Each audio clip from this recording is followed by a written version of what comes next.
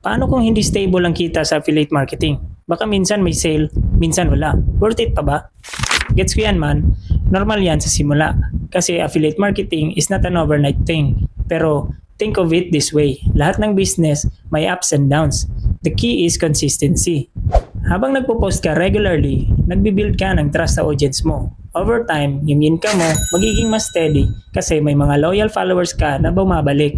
At kung marunong ka mag-diversify, like promoting multiple products or platforms, mas stable yung flow ng commissions mo. So, instead of focusing sa what if walang sale, focus sa how can I make my next content better. Kasi sa totoo lang, effort ngayon, reward later. Kaya, kung gusto mong matutunan paano gawing consistent yung kita mo sa affiliate marketing, click the link in my bio. Tuturo ko sa iyo step by step. Tandaan, hindi mo kailangang maging perfect, kailangan mo lang maging consistent. Tara na, start na tayo.